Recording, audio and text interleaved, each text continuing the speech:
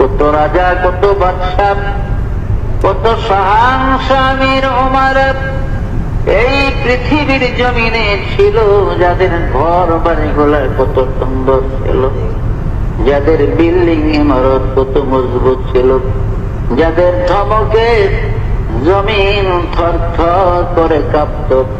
আজকে তাদের কবরের উপরে গরু ছাগলে ঘাস খায়, কবর থেকে তাদের খেদাইবার শক্তি নাই।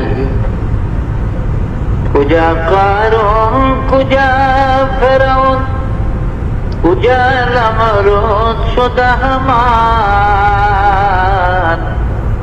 কুজা শওকত আজ শাহেদ, কুজা তখতে সুলাইমান, কুজা শওকত আজ শাহেদ, কুজা তখতে সুলাইমান। এখন জাহাজ গাড়ি হাওয়ায় চলে, কলেরই বিধান, ওগো বিনা কলে হাওয়ায় চলত হযরত সুলাইমান, মোরা সেই মুসলমান।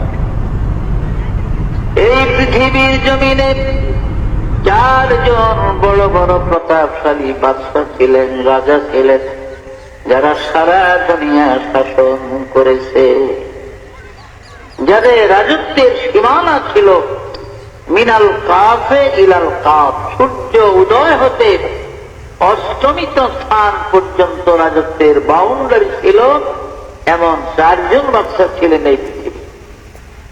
এদের মধ্যে দুইজন ছিল কাফের আর দুইজন ছিলেন মুসলমান। কাফের মধ্যে দুইজন ছিল বাদশাহ নমরুদ এবং মুখতানসর, আর মুসলমানের মধ্যে ছিলেন হযরত নবী সাইয়েদনা সুলাইমান আলাইহিস সালাম এবং বাদশাহ যুলকারনাইন। যুলকারনাইন বাদশাকে কোরআনের ভাষায় যুলকারনাইন বলা হয়। কিতাবের মধ্যে তার নাম হলো ইস্কান্দার যুলকারনাইন, তাওরীত কিতাবে তার নাম হলো কোরেশ, ইনজিল কিতাবে তার নাম সাইরাস, আর ইংরেজরা তাকে আলেকজান্ডার বলতো। এই বাদশাহ যুলকারনাইন এই পৃথিবীর জমিনে তিনি 1600 বছর হায়াত পেয়েছিলেন। কয়শো বছর? 1600 বছর। আমাদের 14 গোষ্ঠীর হায়াত একত্র করলে ওই বনি 1600 বছর। যত লাভ দিলেন তো বাদ না।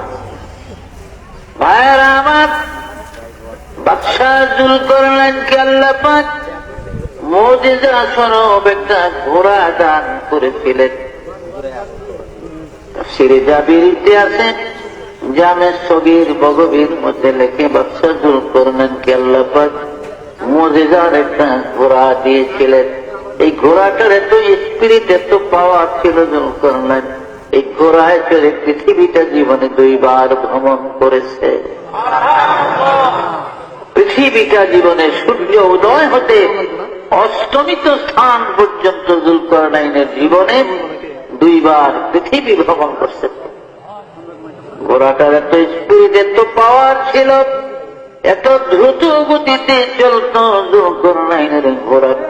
যখন তিনি ঘোড়ায় চড়ে পৃথিবী ভ্রমণের জন্য ঘোড়াকে চাবুক মারতেন, আঘাত করতেন, তার ঘোড়াটা এক এক কদমে 12,000 মাইল করে চলত। জেরুজালেম শহর থেকে, অর্থাৎ বাইতুল মুকাদ্দাস থেকে, বাইতুল মুকাদ্দাসের আরবিতে 3টা নাম, বাইতুল মুকাদ্দাস, বাইতুল মাকদাস, বাইতুল কুদস, এই 3 নামে ব্যবহার। আর ইংরেজিতে বলা হয় জেরুজালেম। ইহুদিরা ইব্রানি ভাষায় তারা ওর সেলিম বলে জেরুজালেম। 5টা নাম হল।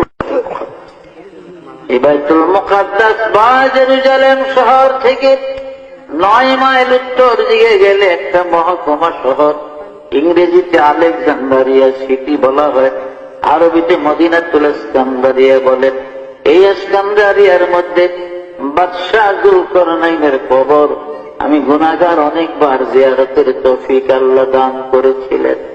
আমার এক বন্ধু ছিল মাওলানা হাসান নামে, তার বাড়ি ছিল চট্টগ্রাম মহেশখালীতে, দ্বীপের ওই পা। ও হাটহাজারী থেকে দাওরা পাস করে বাগদাদে গেছে আমার 4 বছর আগে।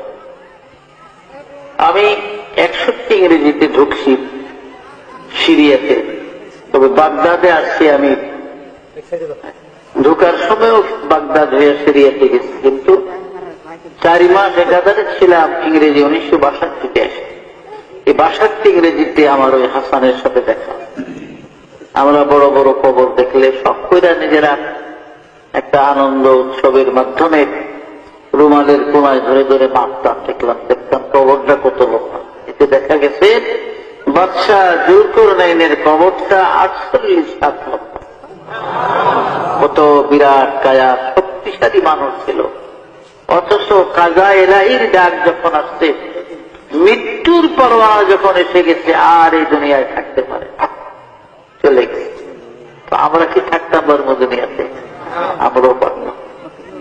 আমার আল্লাহ পাক বলেন, বিসমিল্লাহির রহমানির রহিম, আইনামা তাকুনু ইউদরিকুমুল মাউত ওয়ালাউ কুনতুম ফি বুরুজিন মুশাইয়াদাত।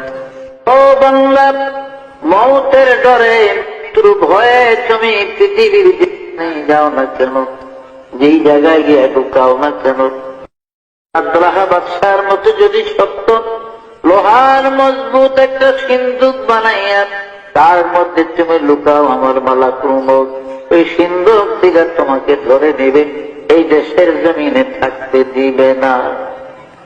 মাল দৌলত ইলম হশমত कुछ नहीं काम आएगा, माल दौलत इल्म हशमत कुछ नहीं काम आएगा, मौत जिस दिन आ जाए गर्दन पकड़ ले जाएगा। দুনিয়ার মাল দৌলত কোনো কাজে লাগবে না। আজরাইল আলাইহিস সালাম যখন আসবে, ঘাট ধরে গর্দান ধরে নিয়ে যাবে, এই দেশের জমিনে